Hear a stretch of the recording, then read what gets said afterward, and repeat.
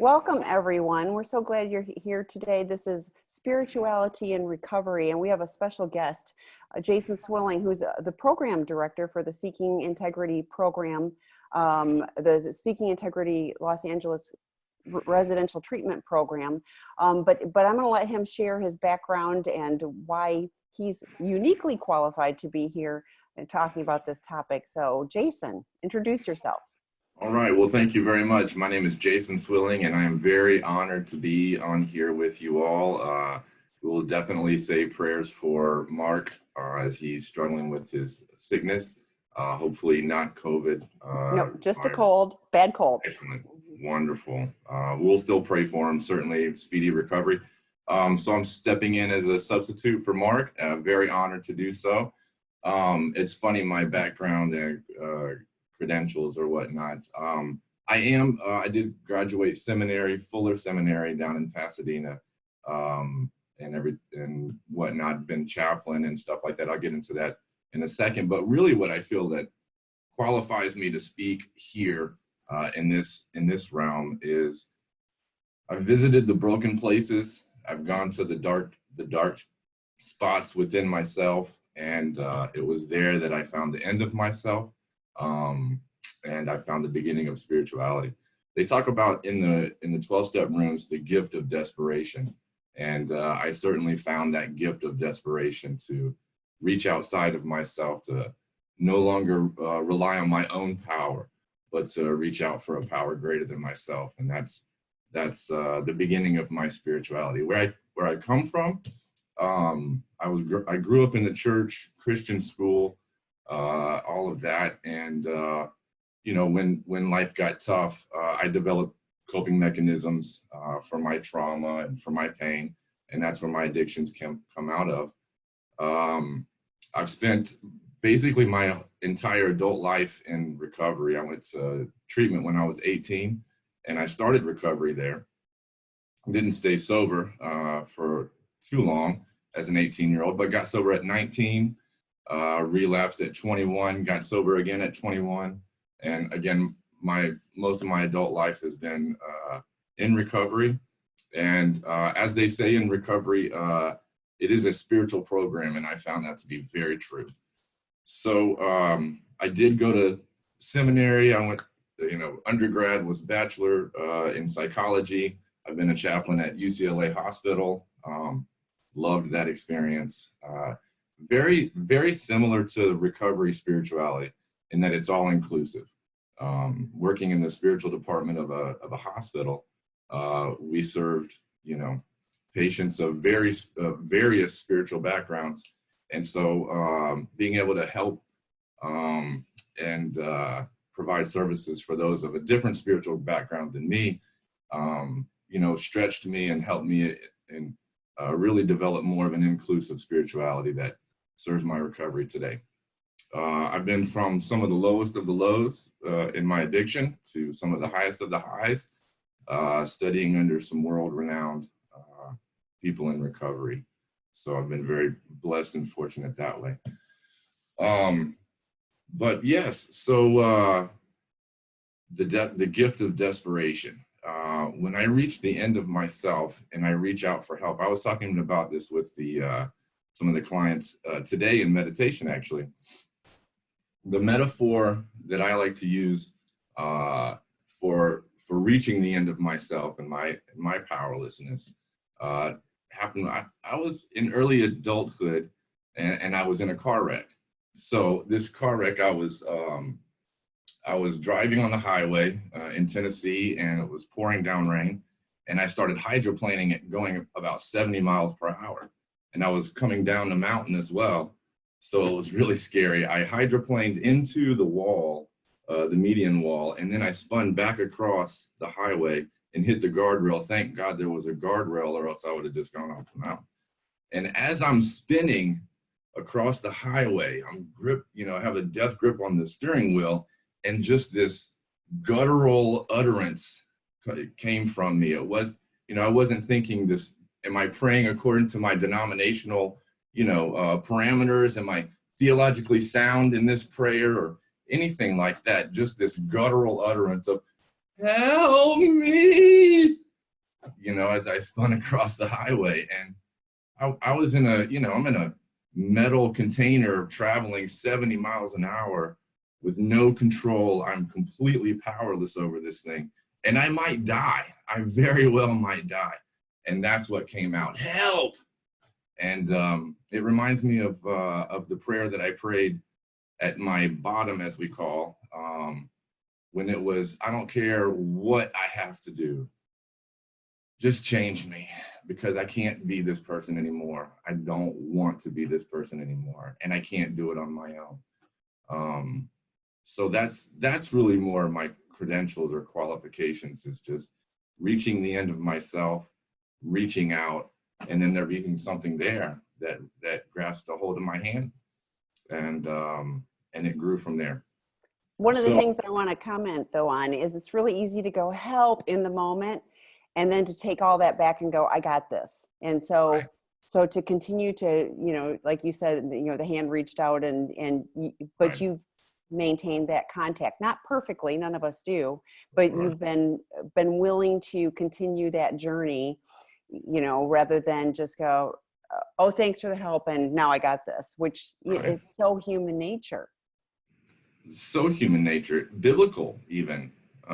Look at the Israelites, right? Being rescued, even in that metaphor. But yeah, so, and that's certainly been one of my struggles as well, which is why I find, the 11th step so helpful, the 10th and 11th step so helpful, because it gives me a way to keep reaching back. But I'm going to give an equation for spiritual growth later, and it really revolves right around what you were talking about. Yeah. So reaching the end of myself. But what I would like to do is talk about the spirituality of the 12 steps, and revert back to the granddaddy of them all, which is AA and the Big Book. So I'm going to go through some of the spirituality in the Big Book. And because for me, even growing up in Christian school, in the church and all of that, my spiritual development began through this book. And as you'll see, the thesis statement of the Big Book, and any good paper, for school or book or anything, has a good thesis statement that tells you what the book is about or what the paper is about. And the thesis statement of the Big Book is to enable us to find a higher power which will solve our problem. So we'll go through that.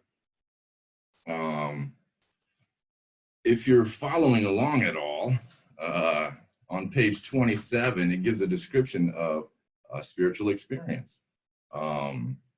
And if we remember, in the 12th step, it says, having had a spiritual awakening as a result of these steps. We tried to carry this message to other addicts and alcoholics. But the spiritual awakening, a spiritual experience, is promised by working the steps. So what do they mean when they talk about a spiritual experience or a spiritual awakening? Well, it tells us right here on page 27. It says, they appear to be in the nature of huge emotional displacements and rearrangements. Ideas, emotions, and attitudes, which were once the guiding forces of the lives of these people, are suddenly cast to one side, and a completely new set of conceptions, motives begin to dominate them. So ideas, emotions, and attitudes that were driving our lives are displaced, completely replaced with a new set of concepts or conceptions and motives.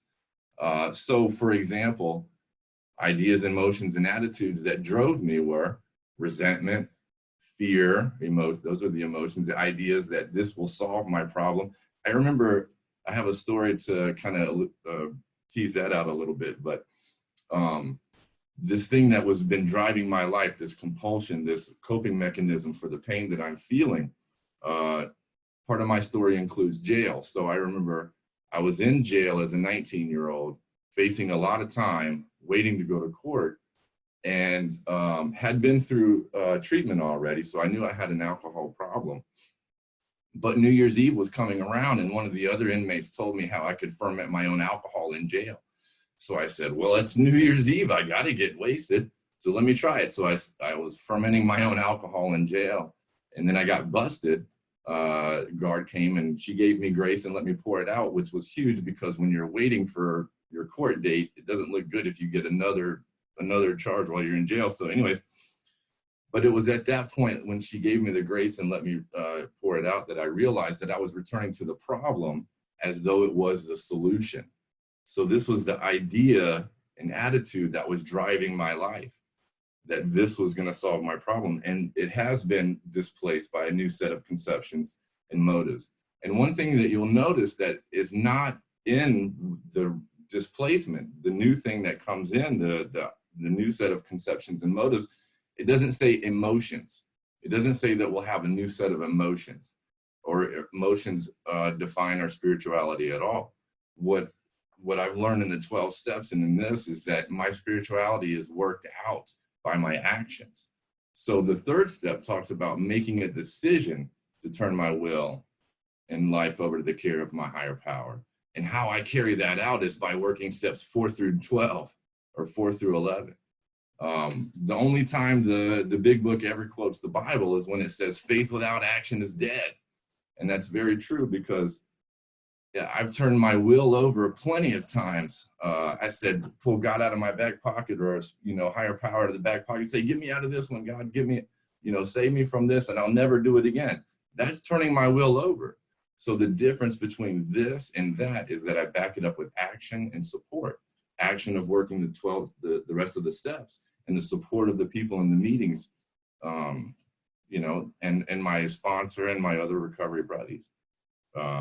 Certainly. So that's what they're talking about when they speak of a spiritual experience and its spiritual awakening. That's what they're talking about: ideas, emotions, and attitudes being displaced by other concepts and motives. So that's a good thing to know when they're talking about spiritual experience. But if we also flip back over to the doctor's opinion, I love the doctor's opinion, especially when it talks about, well, let me just flip over. I'm sorry, wrong page.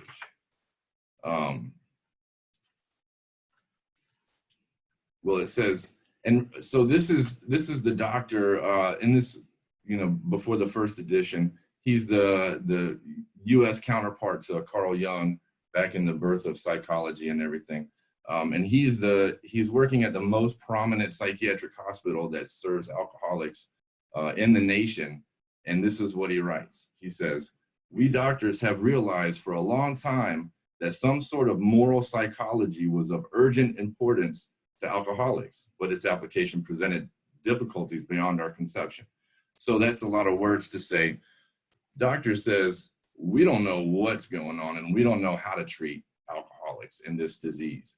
And we've realized that some form of moral psychology. Well, what does he mean by that? Moral psychology. What he's talking about is a spiritual experience. That's doctor code for spiritual experience, moral psychology. But they couldn't apply it. They had the application of that moral psychology with the patients that they're working with presented a lot of difficulties, because they're used to the scientific method. How can we address this on a scientific basis? But he says, what with our ultra modern standards, our scientific approach to everything, we are perhaps not well equipped to apply the powers of good that lie outside our synthetic knowledge. Powers of good that lie outside our synthetic knowledge. What I read that to mean, powers of good is the powers of God. Outside of our synthetic knowledge, we need that power. So that's power that I don't have, and that's power that's outside of me. So if we look over to page 14 as well, then more evidence of what we're talking about. If an alcoholic or addict failed to perfect and enlarge his spiritual life through work and self-sacrifice for others, they could not survive the certain trials and low spots ahead. So how do I increase my spiritual life? Work and self-sacrifice with others, or for others. Because the root of our disease is selfishness, self-centeredness. And so as I work to, in the self-sacrifice for others and be selfless for others, then my spiritual life is enlarged. And we'll talk about why that is here in a little bit. But the idea that In my addiction, I am self-centered, selfishness, everything revolves around me. In recovery, I work for others. I'm selfless. I sacrifice self and work for others. When we think about the 11th step, it said, continue to take conscious contact with God, praying only for the knowledge of his will and the power to carry that out. I do have self-will, and there is a proper application for my self-will, but it's not like I think it is. The proper application for my self-will is to do the work, is to choose to do the work, because by doing the work, I have the spiritual experience. If I choose not to do the work, then I'm not going to have the spiritual experience, and I'm not going to stay sober. I'm trying to stay sober on my own power, or and that never works. And history shows me that that doesn't work in my life. And if you're an addict or alcoholic, then that's not going to work in your life as well. But what will work is over on page 20. And what it says is, our very lives as ex-problem drinkers depend upon our constant thought of others and how we may help meet their needs. So again, my spiritual life gets larger, develops, grows as I think of others and try to help meet their needs. As I put others in front of me and I work to serve others, that gets me out of myself. And it says that we can recover from a hopeless condition of mind and body. So as many good addicts as we are, we say, oh, right, well, thank you. This is new knowledge. This is new understanding. This is wonderful. I got it from here. I can take it from here. Well, the problem with that line of thinking is that what that says is it reverberates what we've learned, throughout our probably decades of formative years, in that get an education, go to school, you need to go to college, academics, knowledge is power, knowledge is power. Remember that saying of the 80s and 90s, knowledge is power. Well, when it comes to recovery and spirituality, knowledge is not power. Power is power. And we'll talk about why that's so important here in a little bit. But there's a story of Mr. Roland Hazard here in the first 25, 30 pages of the big book. And at the end of it, it says, above all, he believed he had acquired such a profound knowledge of the inner workings of his mind and its hidden springs that relapse was unthinkable. Nevertheless, he was drunk again in a short period of time. And that's to help us see. And it says time and time again throughout the book that knowledge is not power. Power is power. So if it were just knowledge, then I can accumulate a lot of knowledge and then be able to stay sober. But that doesn't work. So how do I gain power outside of myself? If I don't have the needed power to stay sober or enlarge my spiritual life, then how do I find that power? Well, that's a good question. And that's why I love this book, because in all my years throughout the church and Christian school, and this is not to, down on a religious institution by any means, but what I found was the power wasn't there. I wasn't given access to that power. I was told, read your Bible more, pray harder, and do the things, go to church and all of that kind of stuff. And then I'll have good standing and good favor with God. Well, I did those things and I still got drunk. I did those things and I still used, or I still cheated, or anything like that, because I didn't have access to that power. And we'll talk about why we don't, even in an institution or a context like that, why we don't have access to that power. Well, there's various reasons, and we'll talk about that here in a little bit. But just to know that knowledge is not power. In this instance, power is power. So I need access to that power. So let's flip over to page 44.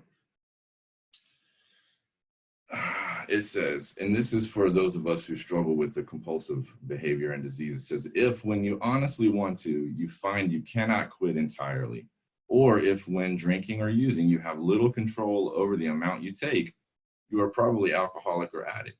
If that be the case, you may be suffering from an illness which only a spiritual experience will conquer. So that's the only stance on recovery, is that only a spiritual experience will overcome it, or the stance on 12-step recovery. It is a spiritual program. Yeah,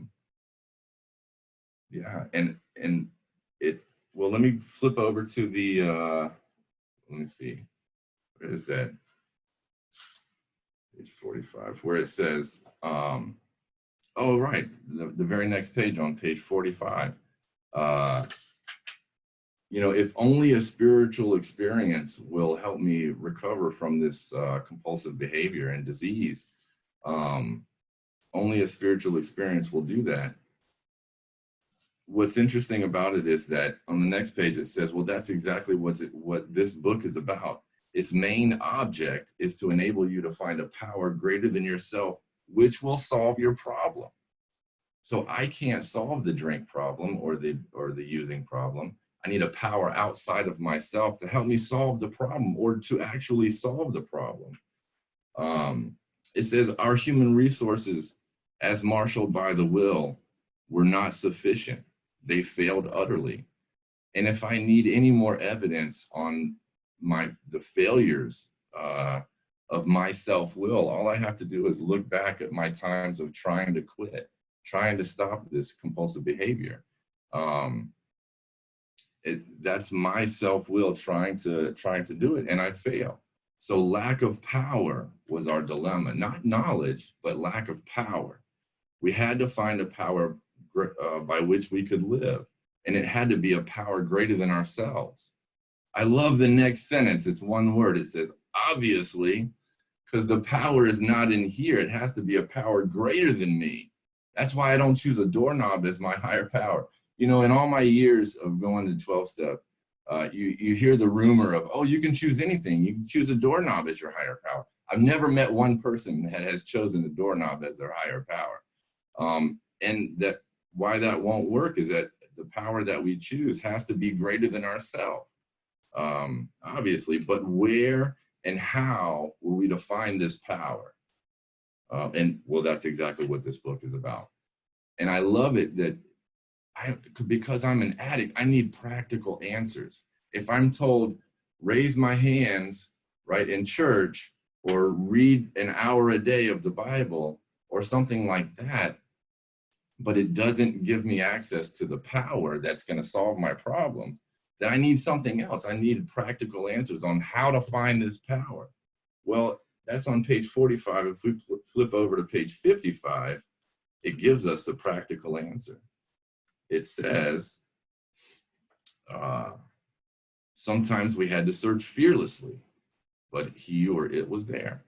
And that's how. How am I to find the power? I search fearlessly.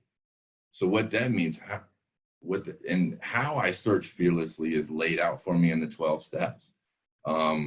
Nobody conducts a fact-finding, fact-facing process of looking at all my resentments and emotions and why they are and who I'm angry at, and then list out my fears and my sex conduct and all that. Nobody does that unless they're forced into a position where they have to.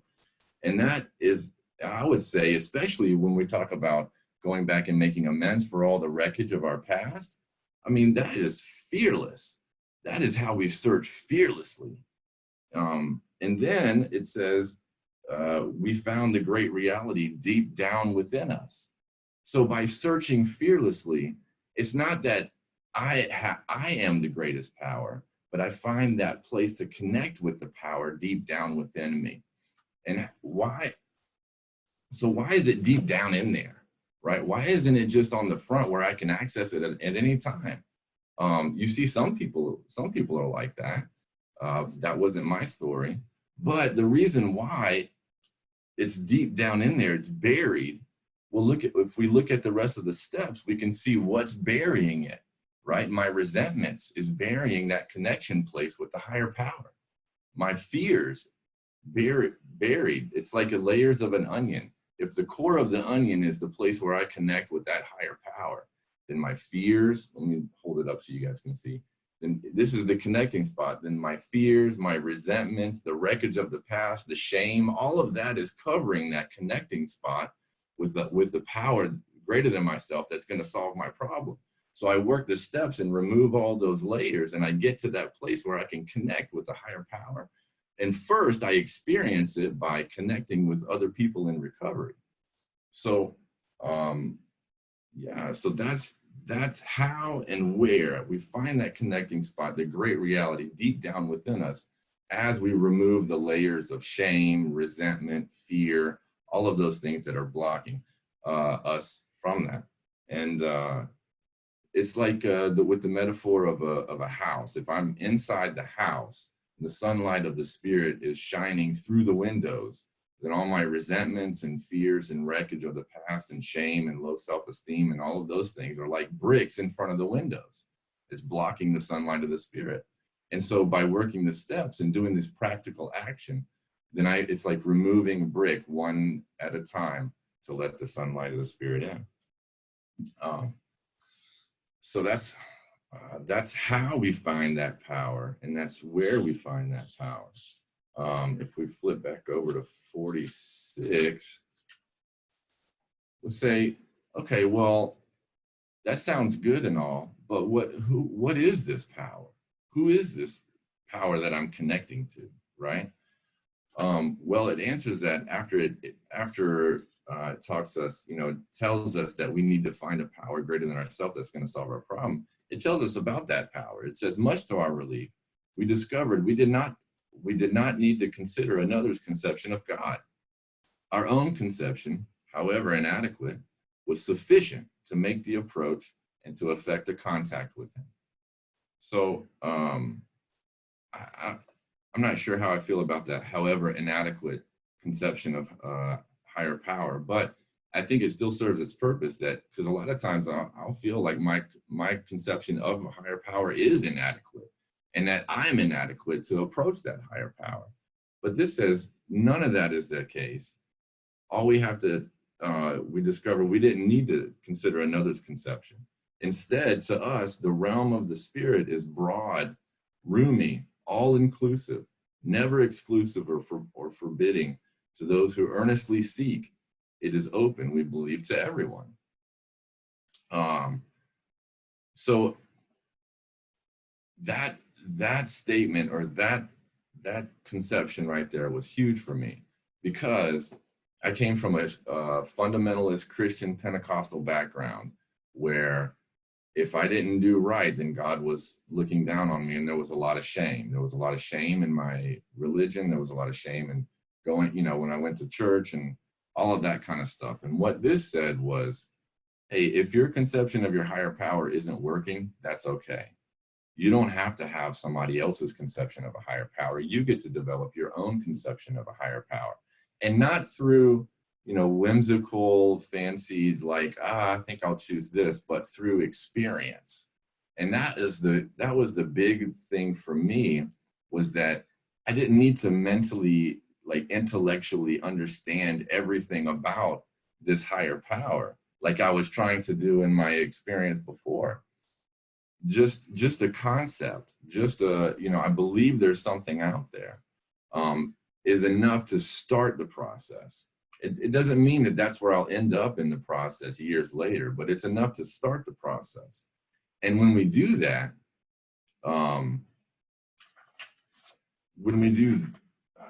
lost my place, but when we do that, it says we start to feel new power flow in. Let me see.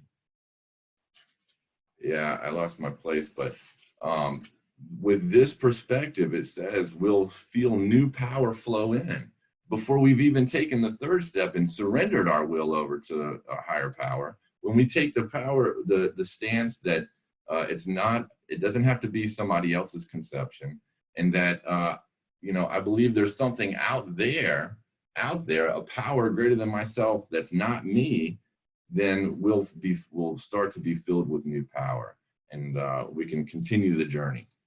And that to me was very liberating, because I didn't have to have the shame of my old concept of a higher power. I get to develop a new one out of experience. And that was huge for me, that experience. So the cool thing about this is that if we look at our lives, we'll see that we're already living by faith on something. It was impossible to say we had no capacity for faith or love or worship. In one form or another, we had been living by faith already and little else. And the faith that I found myself living in before was more tangible. See, I could see a bottle of alcohol. I could feel the effects of the bottle of alcohol once I put it in, or, you know, whatever drug I was using, or sex, or gambling, or food, or anything like that. These are all tangible. See, I'm a human being with these 5 senses by which I can make sense of my environment around me. I can communicate and interact with other people. But this power outside of myself, this higher power, is not something most of us that we, you know, our conception is something that we can't tangibly feel. We can't sense with our 5 senses. And so it makes it difficult to be able to connect with that power that we can't sense with our 5 senses. Which is why it's so important that if we don't have a full working concept of a higher power, that it's okay. That just the understanding that there's a power out there that's bigger than me, that will help me, is enough to begin to sufficient for a beginning of spiritual growth and development. But learning how to and getting into connection with something that's intangible is very difficult. So what happens, my experience was, I started connecting with other people first. And by connecting with others that understood me and that I understood them, I felt that connection. And then I would connect with another person, and then another person throughout recovery, and then a lot of people. And now I have this community of support and power that I can tangibly connect to, that will help me with this problem. And from there, that buds out into, you know, a connection with some kind of other spiritual power or spiritual being. But we can see that we're living by faith even before we come into recovery. The faith of some sort, faith in the bottle, faith in the drug that it's going to solve the problem. Hell, even when we turn on the light, it's faith that the light is going to work because it's worked so many times before. Now the light switch doesn't care how I feel about the light switch. It just works. The same thing with recovery. It doesn't care how I feel about it, but if I work it, it works. And that's why they say that at the end of every meeting. If I work it, it works. So since we can see that we've been living by faith in some sort, now we just redirect that faith to something that's helpful. And how we do that. So we talked about the gift of desperation. And I'm going to go off book here for a second. Because when I get to that place of spinning across the highway and that guttural response just comes out, help!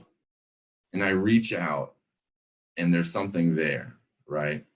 Whether it's a person, it's a group at AA, it's a treatment center, it's God in and of himself. You know, if that ever happens, let me know.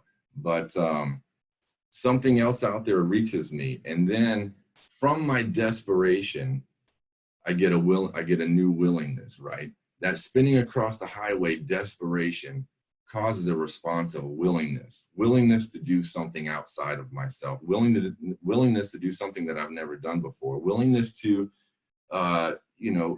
allow conceptions that I once had rigid beliefs against to maybe, start to entertain those. Maybe those can help. And so then when I reach out, I have an experience. And this is that equation that I was talking about with the gift of desperation. It starts. I have that experience when I reach out. And then that grows my faith a little bit. And so usually what happens in my experience was I wait until I get desperate again. And then I have some new willingness, and then I reach out and I have an experience, and that grows my faith a little bit more. And then wash and repeat. Desperate, willingness, action, experience, grow my faith. And by doing that over and over again, it grows my faith to where I have a working faith that's actually serving my recovery, as opposed to serving my addiction by heaping more shame on top of, because I'm not good enough and I don't measure up and all that kind of stuff. And I always love that I don't measure up, because whose measuring stick am I using anyways? Is it my measuring stick or something else? And the measuring stick that I found to be most helpful is the measuring stick of just being in existence. And I'll get into that more later. But when we get to that desperation, that desperate spot, and we reach out and we have that experience, then we're in a position to really do something. Because what the book says, where I'm at, is that half measures availed us nothing. So in my addiction, I am used to giving half measures, half effort in anything that I'm really trying, unless I'm trying to score drugs or alcohol or anything like that. But when I experience that liberation, that freedom from reaching out of myself and connecting with the power, then I'm in a position where I've got to stay in touch with that desperation so that I can surrender it all. Because see, the second step talks about coming to believe in a power greater than myself, which will restore me to sanity. And that equation that I talked about, desperation, willingness, action, and then faith and experience, that equation is more for the second step, for coming to believe. That's how I come to believe. I don't start out this process with a full working definition of who my higher power is and what my faith looks like. Instead, I start with an experience, and then I grow from there. And that's how I come to believe that a power greater than myself will restore me to sanity. But after I've started that process of coming to believe, then the third step urges me to surrender, or make a decision to surrender my will over to the care of God as I understood him. So then right before, at that point, it says, half measures availed us nothing. So half measures didn't avail us halfway recovery, some recovery with some slips and stuff like that. That's not how addiction works. Once I relapse, it picks up right where it left off. It says, we had some periods of sobriety, followed always by a still worse relapse, because it's a progressive disease that picks right up where it left off. So half measures availed us nothing. I surrendered all. We stood at the turning point. We asked his protection and care with complete abandon, because we realized that we can't do it on ourselves. So we surrender. Half measures availed nothing. We asked protection and care with complete abandon. And that complete abandon, what that looks like is the most beautiful prayer as a seminarian, a chaplain. Some even consider me perhaps a theologian. I don't know who those people are, but the most beautiful prayer I've ever heard in my entire life is the standard drunkard's prayer, which is, whatever the fuck is out there, help, right? I love that prayer because that's the steering wheel prayer. It's the hydroplaning prayer. But then that half measures availed nothing. So when I start the process, I surrender it all. The metaphor that I use there is just like standing on a cliff and just falling backwards, just surrendering all, just letting it all go so that I can receive the messages from other people and follow their advice. Whenever my entitlement and self-will is on the forefront, I'm not going to receive the guidance and help of other people, much less their love, because my shame is so apparent that I'm not able to receive those messages of love. So we ask his protection and care with complete abandon. And there's a couple of places that it talks about that complete surrender and complete abandon. And in my experience, that's the only way to come about recovery. When my self-will is still involved in the process, then I'm going to run it into the ground. And that's how that works. And then yep, and we'll get to the end here pretty soon, but where it says, we decided, being convinced, well, the ABCs are huge. That A is that I'm an alcoholic and that I can't manage my own life or addict. B, that no human power could. And C, that God could, or our higher power could, if he were sought, and he would. So being convinced of those ABCs, we're at step 3, which is that we decided to turn our will and our life over to God as we understood it. But just what do we mean by that, and just what do we do? And again, this is why I love this book. A second time, practical application. So if I'm supposed to turn my will and my life over to the care of God as I understood them, what in the world does that mean, right? And how in the world do I do that? Well, what they say is the first requirement, and that sounds like a strong word, but if we remember, this is a disease that has plagued mankind for millennia. Whatever the plural of millennium is, thousands of years it has plagued mankind. In the 1930s, 2 guys stumbled upon a solution. And millions of people across all kinds of addictions have gotten sober and found recovery from this solution. So when they say there's a requirement, I want to pay attention and listen. And it says the first requirement is that we be convinced that any life run on self-will can hardly be a success. That's a big pill to swallow. So I got to take self-will out. But then later I learned that the proper application of self-will is to do the work. So what I do is I stay involved in the footwork, and I let my higher power take care of the results. And that's not easy to do. So what do we mean by that, and what do we do? Well, here's what the book says. It says, this is the how and the why of it. Thanks for answering your own question. Now I get to learn. First of all, we had to quit playing God. It didn't work. So if I'm convinced that any life run on self-will can hardly be a success, then that makes sense that the first requirement is that I had to quit playing God, because it's not going to be successful. It didn't work. Next, we had decided that hereafter in this drama of life, God was going to be the director. He is the principal. We are his agents. He is the father, and we are his children. And again, that was written in the 30s. That's with a traditional understanding of God and religious context of Christianity. But if you take higher power and put that in for God, it's the same thing. You know, our higher power is going to be our director. Our higher power is the Father, and we are his children. And it sets us this understanding of authority and submission, that if I'm a child and I'm working with a father, you know, I have a father and I'm trying to be a good child, I'm going to obey what the Father says and follow the direction. And that's where it says, you know, as we took this stance, we felt new power flow in. We enjoyed peace of mind.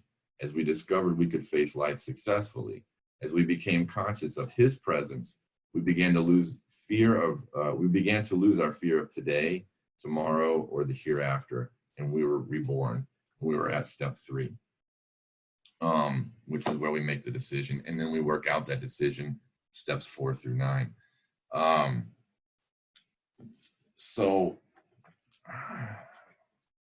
all of that to get me to a place to surrender to something outside of myself, a power greater than myself, which will solve my problem.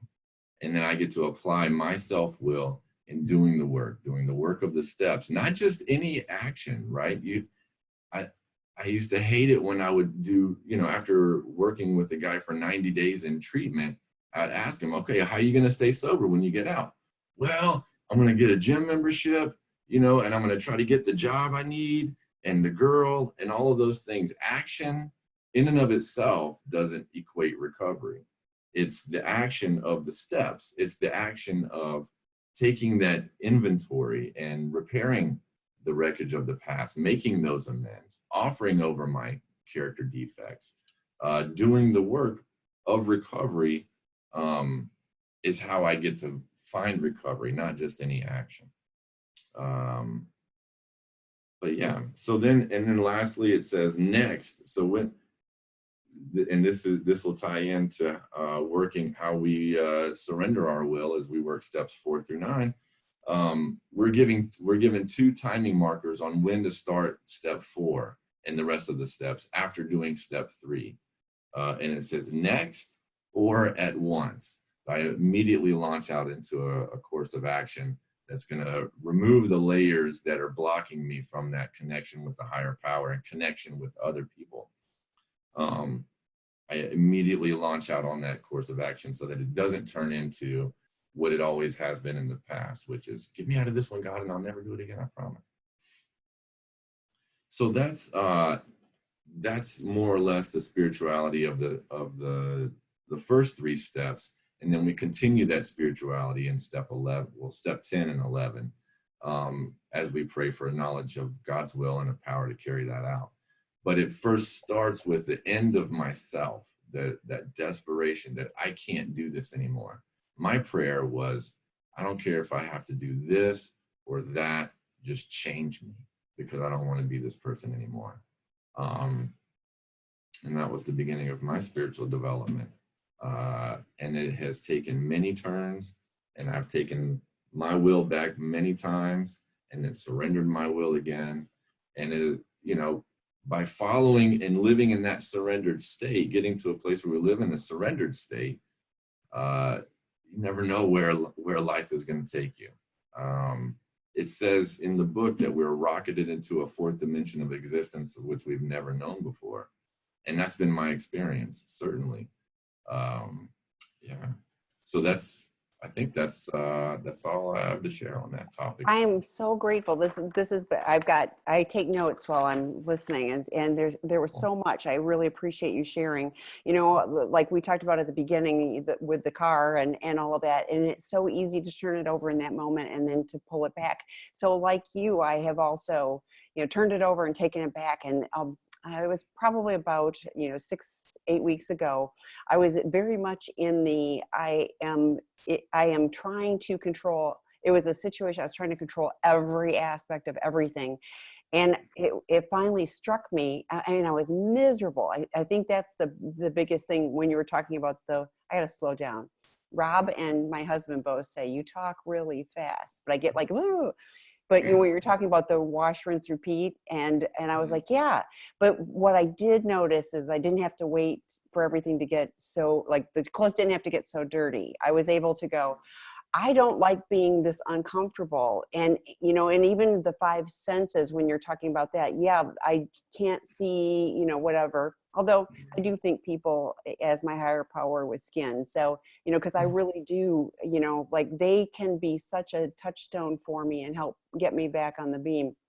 But Absolutely. I was so miserable. And I finally went, I am trying to be the director of this entire show, and look how miserable I am, and I'm making everybody else miserable, and I had to make amends. I mean, it was just like, but I at least, got a grip and went, I am not in control of this. And if I just do the next right thing, that's all I have to do. I was thinking too, the knowledge is power. I have so many people and thank you to all of you that join us. If you've got questions, throw them in the Q&A at the bottom, because I don't need to yak the whole time. But the knowledge, people are like, if I just understand, what I'm doing or what he or she is doing, and I've said it doesn't, first of all, you won't.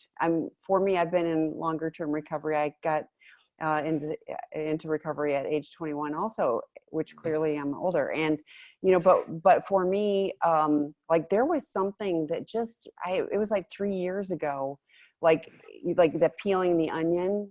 I could not have gotten in touch with that aspect, early on, or even, in the first few decades. It was like, that's the time it came to. So that was another layer of knowledge, but that was not attainable early on. So it isn't like, well, if I know everything, then I'm going to be able to, just live in the knowledge of recovery.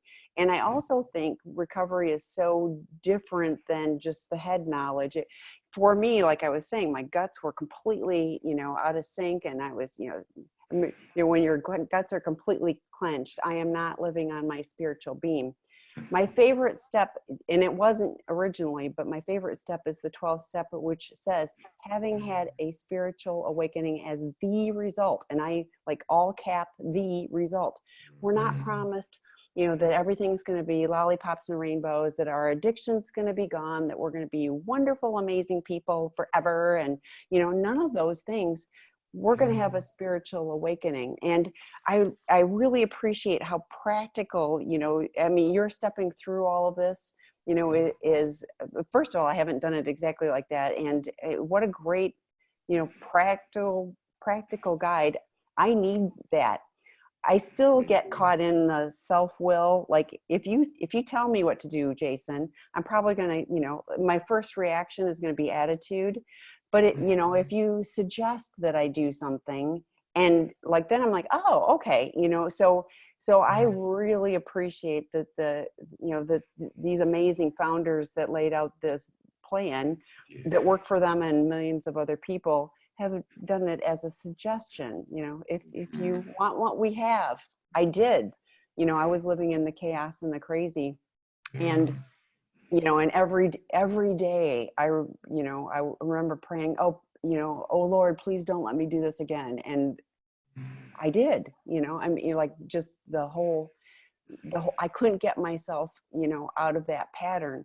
So for me to think, and we get people calling all the time that put all these parameters on, well, I don't want, like I won't come to treatment if I have to share a space with somebody. I'm like, really? You're going to let something like that? Like they're trying to direct and control all the things. Or, well, I know this is a problem. And I actually went to treatment. I knew, alcohol was a problem. I personally thought I did recreational drugs. So I really didn't perceive that as an issue. I did learn, but it was one of those things where, when people are trying to so manage, well, I'll only come to treatment, or I'll only get help, or I'm only going to work on this because I'm not going to give up all of those things. And they're missing the freedom that you were talking about. That was the deal for me, is when I didn't have to keep living in the chaos and I had freedom from self. I too was raised in a more traditional religious environment, and unfortunately for me, and it kind of sounds like for you too, that caused me more shame, because clearly I wasn't praying right, I wasn't doing right, because God wasn't relieving me of all of this, this disaster that I was creating. So it was, I was too broken. What I learned was, in that, like you said, in that broken place, and then having having this community of people see me and not run from me, not say, oh, you're so bad, you're too bad, you're of no value. But they said, welcome, we were like you, we are all the same, our stories are a little different, but we're in that same place. But there's a path out of that, and we'll guide you. And that was, that was hopeful, and gave me the courage to go, okay, they kind of believed that, even me could do this. So, okay, I'm going to take the next baby step. Doing the steps, again, freedom. I always, when I'm in my 12-step meeting and somebody says, like they've been hanging around for a year, and well, I'm kind of stuck on the first three, huge warning bells go off. The next one is when they refuse to do 4 and 5 because they're scared. And I'm like, that's where you get to get rid of all that trash that you're carrying around, so you're going to hang on to that trash because you're scared to possibly have to give that up. So, for those of you joining, if you are one of those people caught, huge relapse issue in my book and my experience, because I've been around a while, if you like, just do the next step, just do it, like it's all guided for you. There's people to, help you along the way. So none of us have to do this alone. Thank goodness. So, one other thing. So don't, I love that you said, don't consider another's concept of God. And that was a huge thing for me too, having been raised in a certain tradition. And my connection with my higher power is so much deeper, so much more meaningful to me than what and I'm not knocking, I really am not. I mean, really, it's everybody has their own thing. But for me, it is such a deeper, more meaningful, more personal connection with a higher power than the head knowledge of, memorize these things and, do these things and, you will be okay. No, it really is very personal. And when you use this example, like at first the connections were little tiny dots, and now it feels really like that connection is my really kind of my life force, that is, really, the connection that is, all the people, I love them, and all that. But if I didn't have what I've received as a result of these steps, I don't know where I'd be. So Yeah. enough for me. Thank you. Oh Any yeah. questions, any comments from anybody? So any thoughts, any final thoughts? We're almost out of time. Yeah. Yeah. What you were talking about was the cement of the foundation of the archway through which we pass into freedom. The cement being the common problem, common solution bond that I find with other people that are working recovery and seeking that solution. When I find that place of belonging, that's a safe place for me to connect with other people. But I have to find that sense of belonging first. And that's where I feel like the difference between religious institutions and the recovery 12-step work is. Religious institutions make the mental ascent first, then you get a sense of belonging. Here, get a sense of belonging through your brokenness, and let's all work on it together. And that's the community and the power of the 12-step community. Yeah. Yes, and for that, I'm incredibly grateful. I had the opportunity, it was 10 years ago, to go to the AA International thing. So every 5 years, AA as an organization has one. There's one in Detroit this is July, hopefully. It was in San Antonio, and the Aladome had over 50,000 people all there. I got goosebumps just thinking about it. And when they're talking, when they're saying the Serenity Prayer, all together, I mean, just, I almost wept. It was so meaningful. But you could feel that current of connection, that I am somehow tied to every single person in here, because we're all, on this path, all in different spots, but we're all on the same journey. So it was, Right. and that's true there. I mean, even in this time when we're a little socially disconnected, we all have the power to connect with other people, through various means like this, and tap into that energy. Feeling it now. Yes. That current of connection can happen one to another, and that is recovery. Yes. We're almost out of time, but as Gabor Mate says, the opposite of addiction is connection, and the very heart of spirituality is connection. Yes. And that's why this is a spiritual program, because it is about connecting.